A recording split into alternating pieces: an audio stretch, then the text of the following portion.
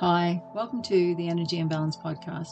My name's Michelle, and today I am going to be looking at some techniques and some crystals that are there to assist you with an overactive mind. These will assist you with slowing your thoughts and reducing that mental chatter that is constantly there when your mind's overactive, so that you can feel more grounded, more present, and in control of what's going on in your life. The main thing that causes an overactive mind is stress and anxiety.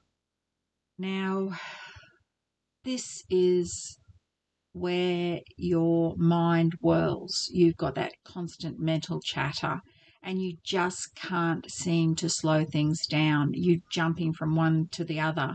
You feel like you are really not in control. You feel like you're out of control and you just are lost and don't know where to go.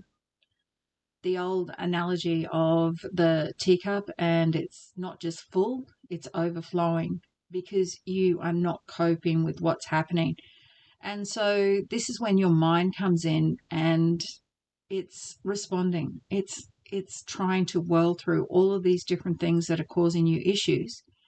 And there really is about retraining your mind so that it can look at these issues in a different way, and you can slow down your thoughts so that you can look at things from a different perspective and really give your mind a break. And that's what we want to do. We want to interrupt that constant stream of mental chatter and stress and everything else and really bring yourself back into the present moment. Now, when you've got that overactive mind, you feel like you've never got any peace. That one thought leads to the next thought, and you seem to be stuck in this repetitive cycle all the time of just not being able to find a way forward, not being able to find some solutions, some answers for the stress that's going on. So, by using crystals as well as some of the techniques we'll go through later on in the podcast, you're going to be able to just have that support in place so that you can be more present, get more relaxed, understand what's happening with your mind and where you're at. So, first of all, we need to look at understanding the overactive mind from an energetic perspective. An overactive mind isn't just about you're thinking too much. It's about when there's constant fast thoughts that are just chattering away and whirling, and you can't seem to escape the particular subject that you can be stuck on. Now, you need to also realize that this isn't, or most of the time, this isn't a constant thing. We go through cycles where we're up and down. We can have more stress that happens in our lives. So we've got more mental chatter and then we reduce back down. What the aim is to not have as big a hub up there during these times. So you're putting some strategies in place to help you cope and have some support systems there so that you don't have these wild swings. And that's when the stress and anxiety can just overwhelm you and create that overactive mind. So these types of things can show up as racing thoughts, chatter that just won't stop. You don't feel you can get out of that cycle of thoughts. You can, not just that, you're jumping from idea to idea as your mind is trying to find a way forward and a solution. So sometimes that jumping is all about, well, if I can't find something here, maybe there's a solution over here that I don't know what it's about so that it can help me over here. Your mind is trying to find a way forward. And if you heard me then, I sped up because that's what your mind is doing. It's not relaxed. It's not switched off to the stresses and the anxiety around you. It's stuck in this perpetual one. So you're constantly feeling the mental drain. You mightn't be doing anything, and you've got this mental drain. And on top of that, you've also got a physical drain, because if you are in this state of an overactive mind that is racing constantly, I can pretty much guarantee that when your head hits the pillow at night, no matter how exhausted you are, your mind is going to whirl. You're not going to sleep as well, and things are just going to make you more drained, not just mentally, but physically. So over time, all of this happening builds the pressure, and you are just feeling completely overloaded with life. And everything just seems so too much. You just can't cope. So you're stuck in that pattern, and you can't be in the present. You can't slow down. So how crystals can actually help with an overactive mind is they slow down your thoughts. As long as you obviously use the right crystals. I'll go through some great crystals for this in a bit. So one of the reasons that they do it is slow down the thoughts. It reduces the intensity behind those thoughts. So it doesn't just seem to be so overwhelming that you just don't know where to go. It helps you bring back your focus into the present, your focus back into your body, so that you can better look at things and understand and move forward. It also helps to create space between your thoughts. Now, when you have that anxiety, when you have that overactive mind, your thoughts are just racing. It's getting faster and faster and faster.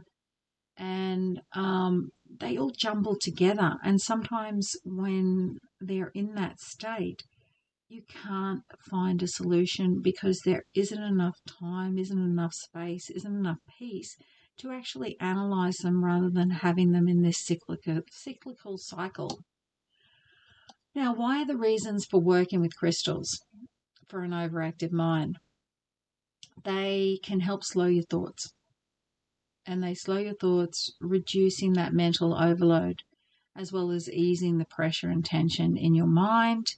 And by slowing down, this improves clarity and focus, so that you can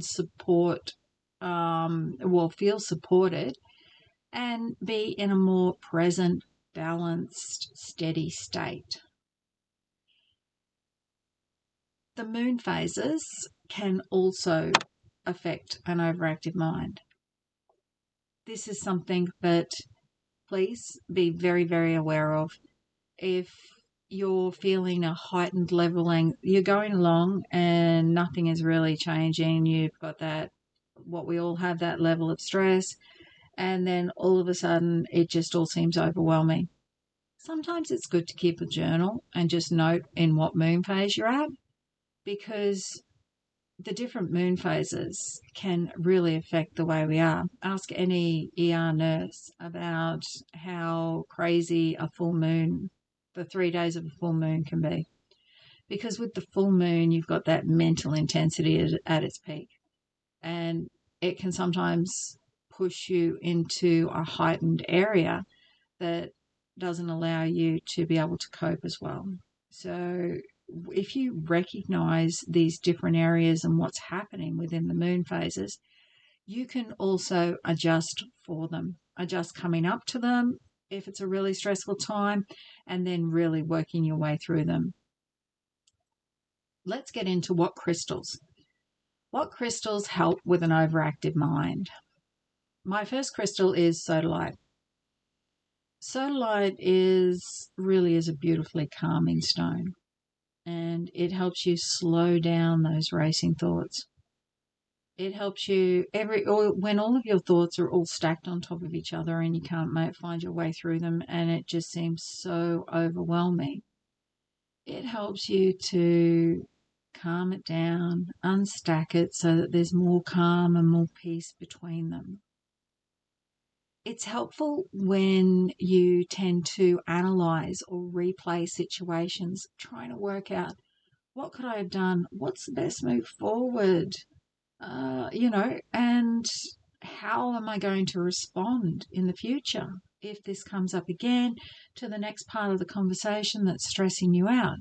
So it just brings that clearer process so that you can process a situation clearer, more relaxed, and you're not feeling as overwhelmed, or you don't go into mental overload, and it pulls your thoughts back into the present and allows you to look at things with a more clarity.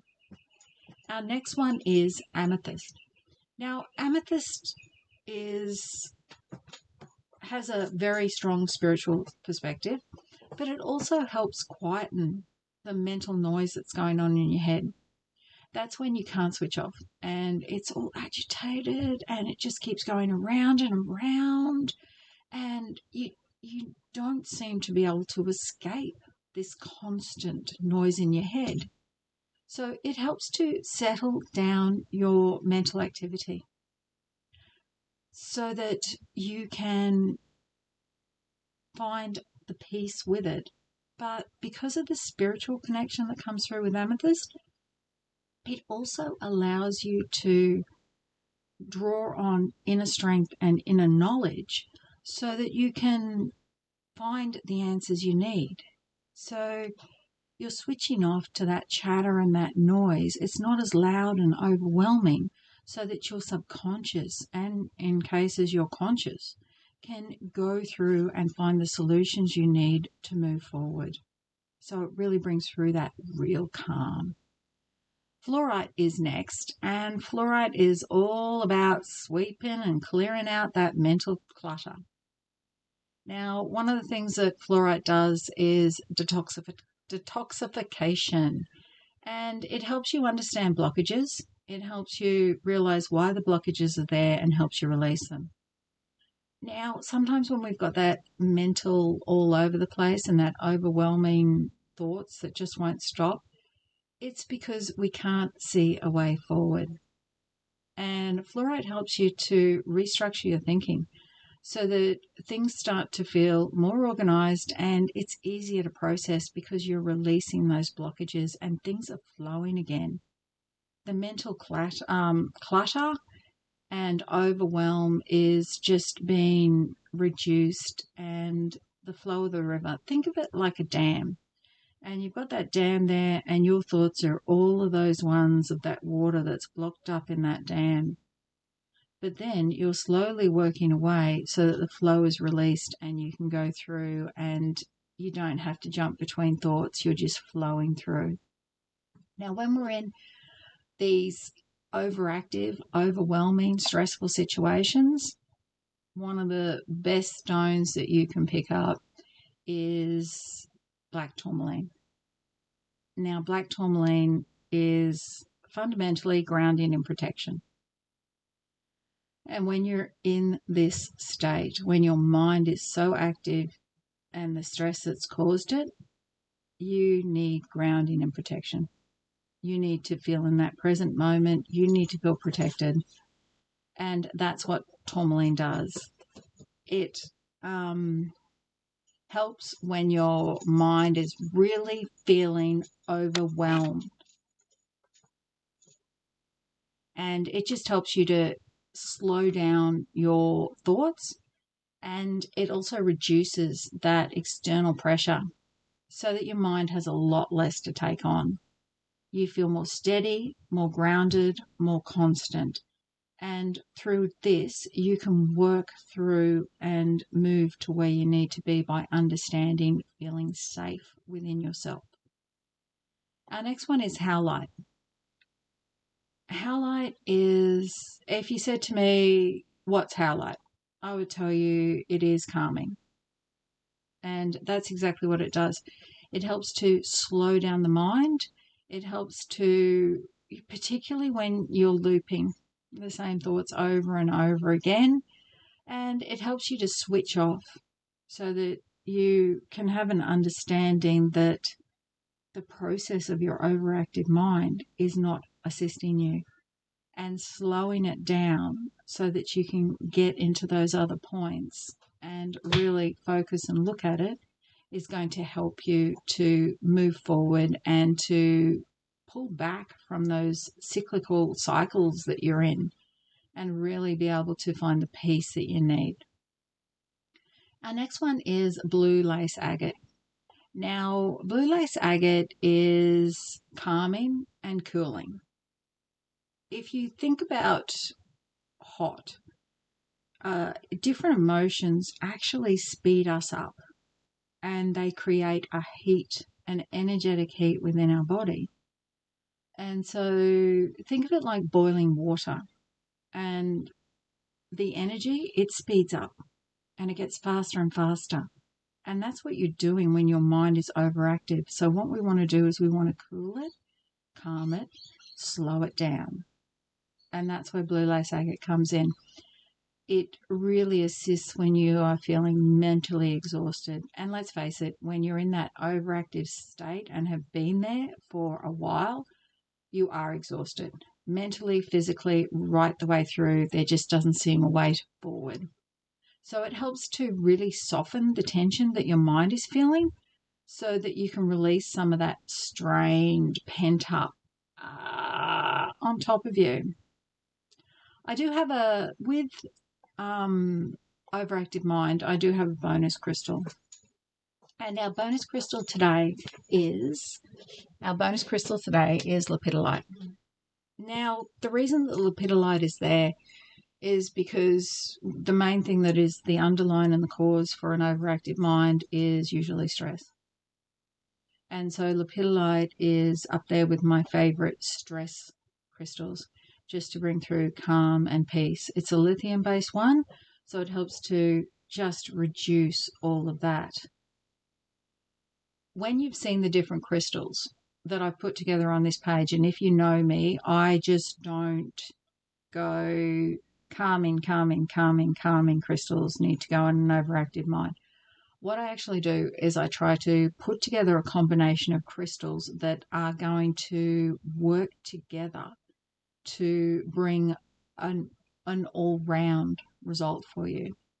Now, sometimes you might look at a crystal, say, look at blue lace agate and say, oh, doesn't appeal to me. I'm not in any way attracted to it. I don't want to use it. That's fine. Put together what you need, because from an intuitive perspective, if you're drawn to a crystal, and it might seem really weird at the time, if you are drawn to that crystal, there is an underlying reason why you're drawn to that crystal. So go with it, use it, and really embrace it.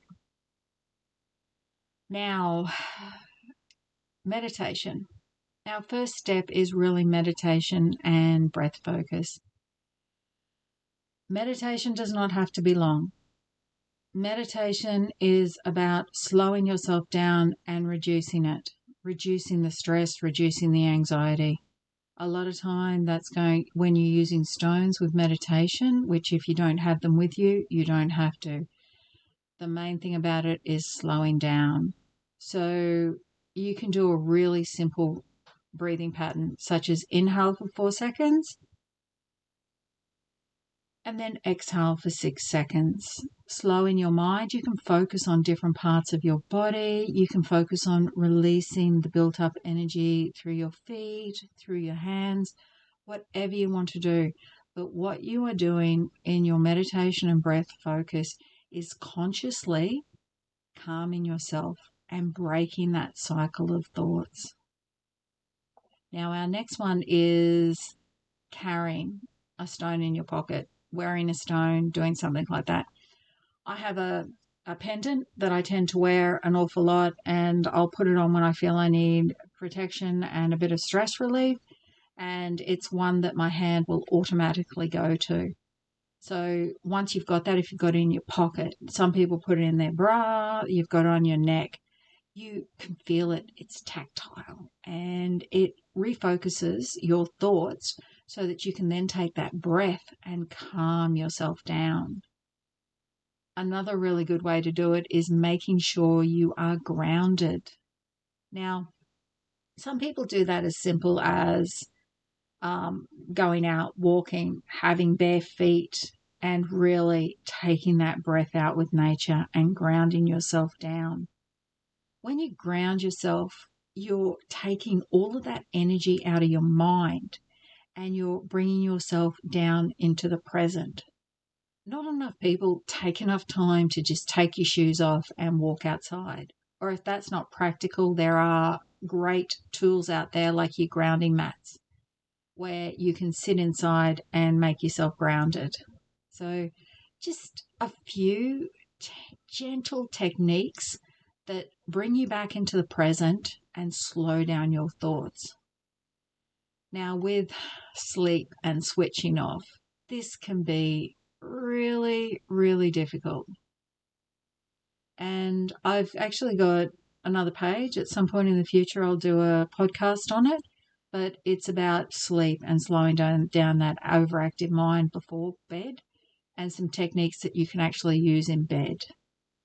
But these are for during the day. And one of the really important things is, as I touched on earlier, if you have an overactive mind during the day, it's going to filter through tonight. So you need to combine the two so that you can, because you're not going to be able to cope, you're not going to be able to move forward if you don't also get your sleep under control and stop yourself from having those whirling thoughts at night. So you can do a grid under your bed, a sleep grid under your bed at night. You can slip a sleep mojo bag into your pillow. Just make sure that all of the stones that you're using within your sleeping parameters are really smooth.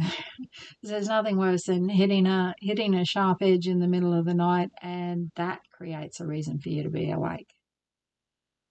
Meditating, switching off before you having that time out. I like to have at least 15 minutes to 20 minutes to allow away from technology, away from everything else, to allow my mind to switch off and wind down. This can give me time to slow down my thoughts and really process through what happens. Now, sometimes I will then my head hits the pillow and it starts to whirl again and again. One of the things that have helped me through those points is acknowledging what is whirling in my mind, but also then recognizing that, giving myself permission that I don't need to deal with it now. This isn't helping me. I'm letting my subconscious deal with it while I sleep. I can look at it again in the morning. Is just acknowledge it. And I find that even if I have to do that 5 times, once the thought comes back up, that it slowly subsides. You can also do little techniques like always count down backwards. I start at 100 if I'm having trouble sleeping, and count down backwards. If you count down backwards, you're giving your mind somewhere it knows there's an end. If you count forward, it's more like energizing and there's no end. I need to keep going. So counting down backwards allows you to just finalize things and allow it is. And I do find that will help me put me to sleep. So let's go over it all. You really need to work in combination, work through your thoughts. If there's something that's blocking you, please refer to shadow work and how to get through that. And remember, you want to slow everything down so you don't have as much mental chatter and you can process it a lot better. Now, if you found that this podcast has helped you, please share it. Let's build a better community out there of spiritually minded people so that we can have a better world. That's me for this week. Remember, like, share, comment, and I will see you next week. Have a good one. Bye.